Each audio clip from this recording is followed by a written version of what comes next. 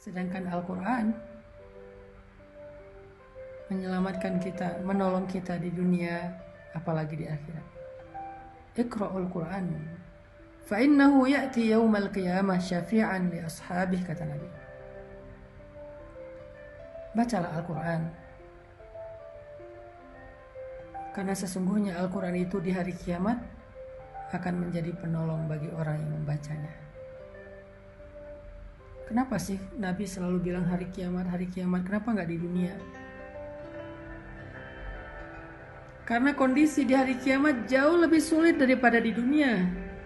Jadi kalau di hari kiamat aja yang kondisinya sangat sulit, masalahnya sangat besar, Al-Quran menolong kita, apalagi di dunia, gitu maksudnya. Jangan sampai kita ngerasa kayak, kenapa sih obrolan hadis itu selalu urusannya akhirat, kiamat, padang mahsyar? Kenapa nggak dunia sih? Itu maksudnya.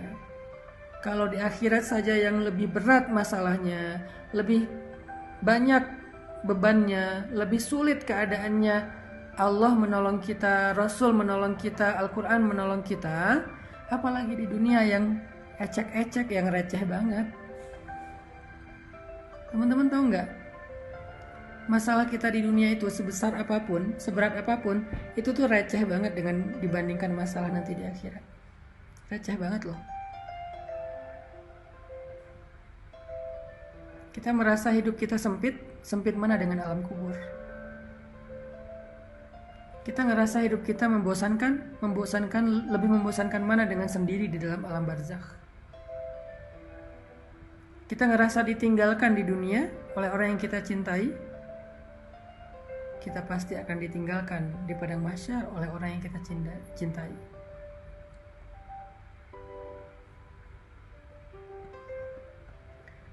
Yawma yafirrul mar'u min akhihi,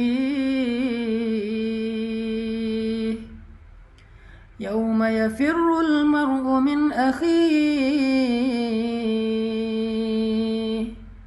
wa sahibatihi wa banihi likulli imri'in minhum yawma idzin sya'nun yughnih.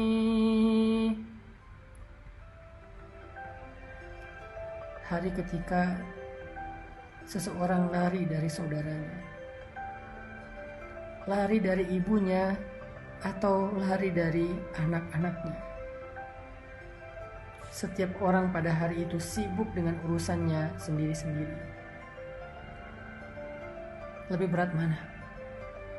Ditinggalkan oleh orang yang kita cintai di dunia, padahal kita masih punya keluarga, kita masih punya orang tua, kita masih punya anak, kita masih punya sahabat, kita masih punya banyak yang mencintai kita dan memperhatikan kita, cuma ditinggalkan oleh satu orang sementara di dunia.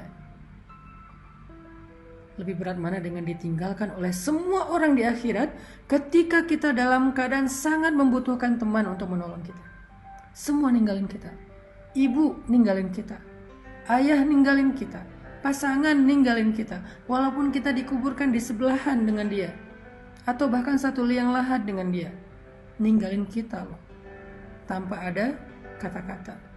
Kalau di dunia mungkin ninggalin dengan banyak alasan. Maaf, kita kayaknya nggak cocok, kita jadi temenan aja, kita jadi adik kakak aja, aku kayaknya belum siap menikah, aku masih mau kuliah. Banyak alasan, baik-baik dia ninggalin kita.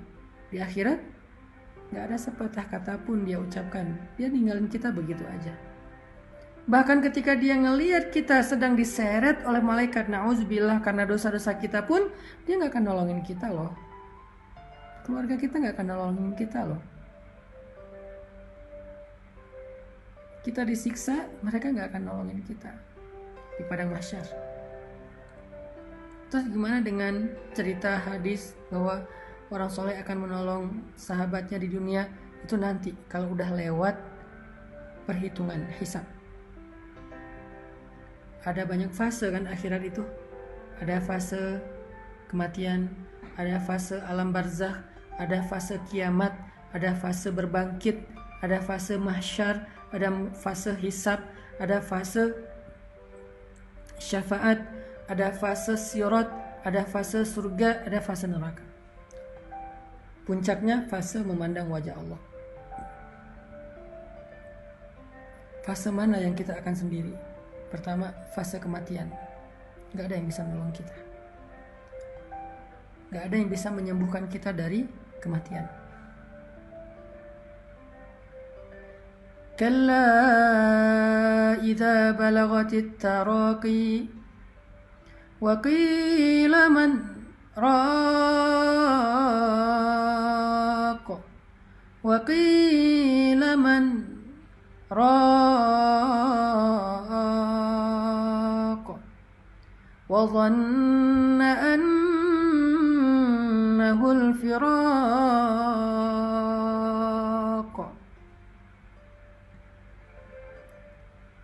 والتفت الساق بالساق إلى ربك يومئذ المساق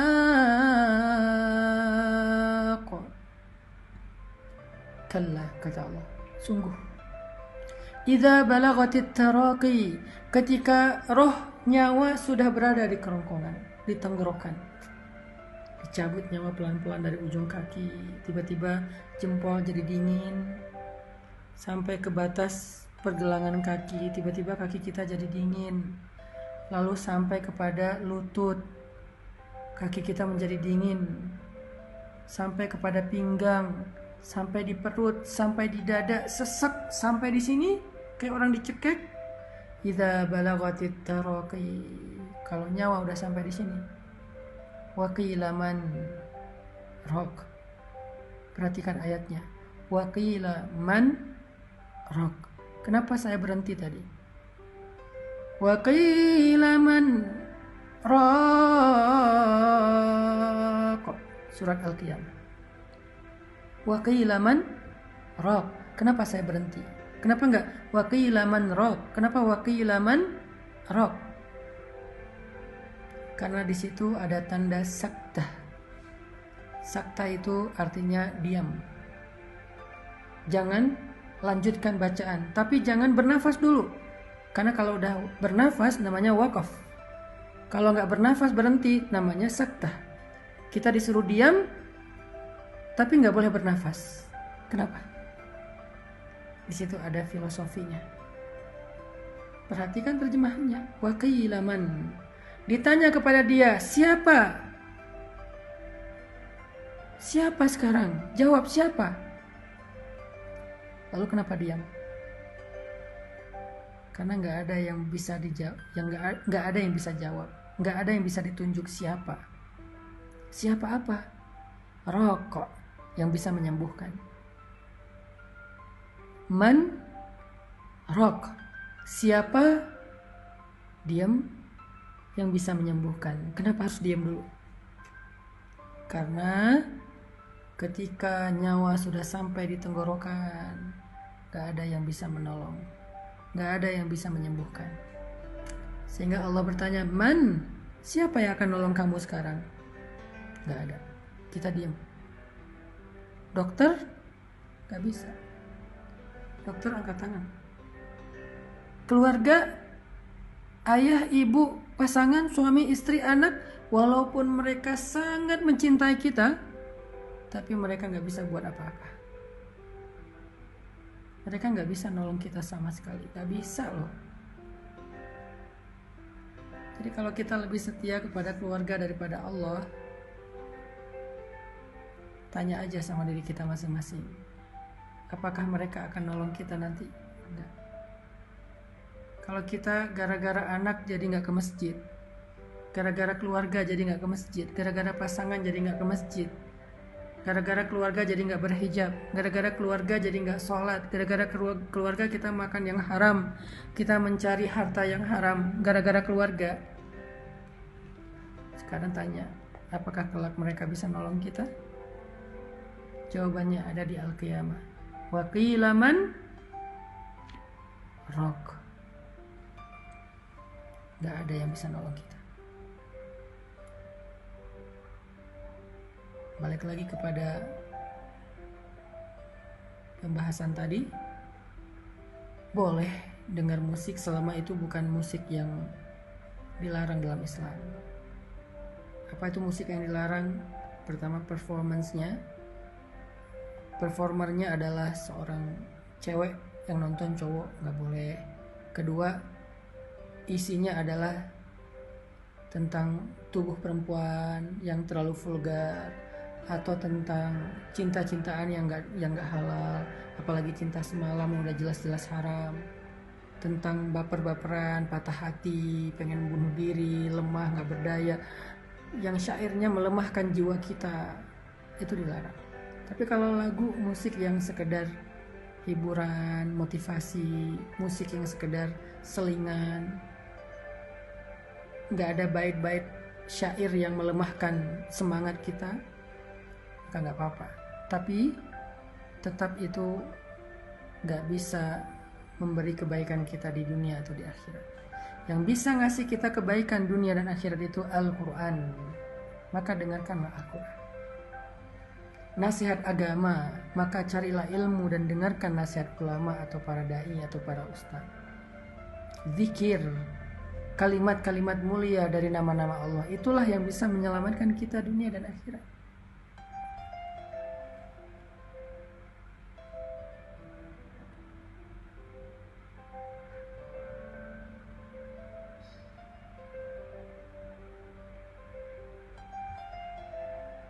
Jadi fase kematian, fase alam kubur, itu kita nggak ada yang nolong.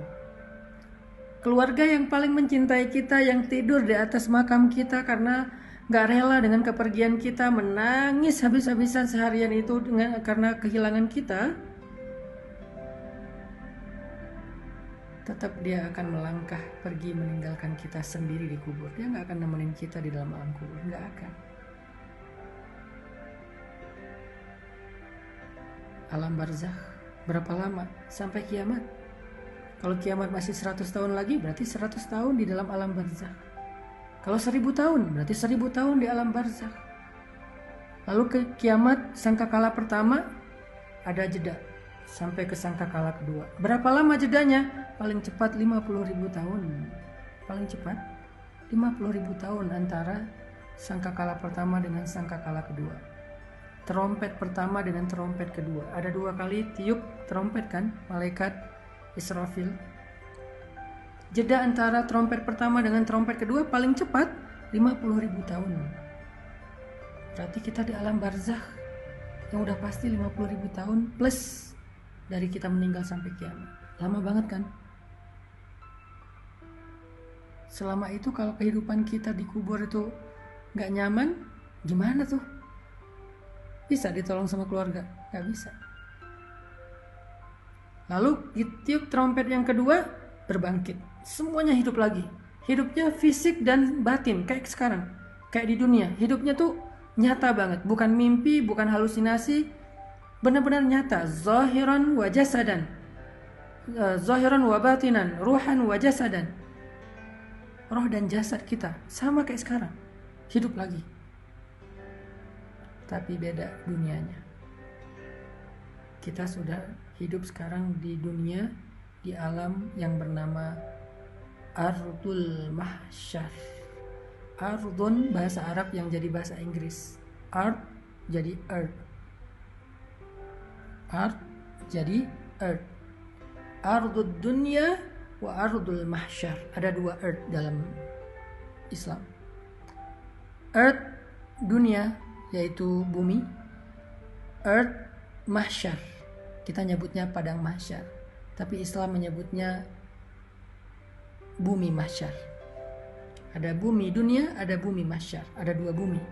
Bumi dunia namanya ardud dunia, bumi mahsyar namanya ardul mahsyar. Kita hidup lagi di padang mahsyar, bumi mahsyar. Gak ada pohon, gak ada lembah, gak ada bukit, datar semuanya. Gak ada rumah, gak ada kendaraan. Yang lebih berat lagi, gak punya siapa-siapa. Noleh kanan kiri ngelihat pasangan kita, ngelihat orang tua kita, mereka gak ngelihat kita. semuanya sibuk sendiri-sendiri. Gak pakai baju apa-apa. Arian kata Nabi, telanjang. Kata Sayyidah Aisyah ini kan perempuan yang sangat pemalu ya. Aduhai betapa memalukan hari itu. Saya gimana nanti ya Rasulullah, pada hari itu malu banget. Kata Nabi, ya Aisyah, gimana kamu merasa malu?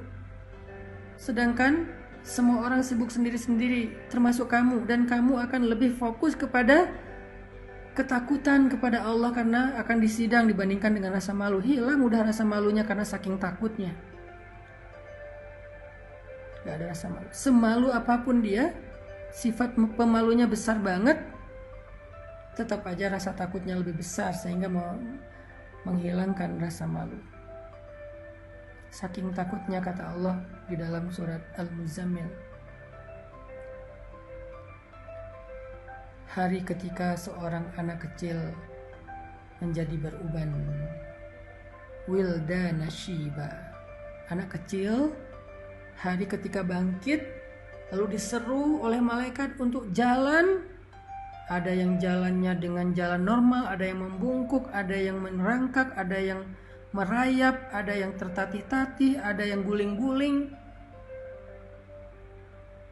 Saking menakutkan hari itu sampai anak kecil aja yang masih bayi, yang rambutnya tebal, yang masih bukan bayi, anak kecil yang rambutnya tebal hitam tiba-tiba menjadi putih. Saking takutnya. Masuk ke hari hisab. Hisab. Nggak ada yang nolong kita. Baru nanti beres hisab, Nabi akan menolong kita. Beres hisab atau ketika hisab, orang soleh akan menolong kita. Jadi sebelum terjadi hisab, perjalanan mahsyar yang jauh, bisa ribuan tahun juga itu, di dalam alam barzakh yang puluhan ribu tahun, ratusan ribu tahun, kita sendiri. Siapa yang nolong kita? Iqra'ul Quran fa innahu ya'ti yaumal qiyamah syafi'an li ashabih. Bacalah Al-Quran, karena Al-Quran akan datang pada hari kiamat untuk menjadi penolong bagi saudara, bagi pembacanya. Disitulah kita butuh Al-Quran. Musik kita udah gak butuh, lagu-lagu kita udah gak butuh, orang yang kita cintai saat itu kita gak butuh. Semuanya akan kita tinggalkan kecuali amal soleh kita.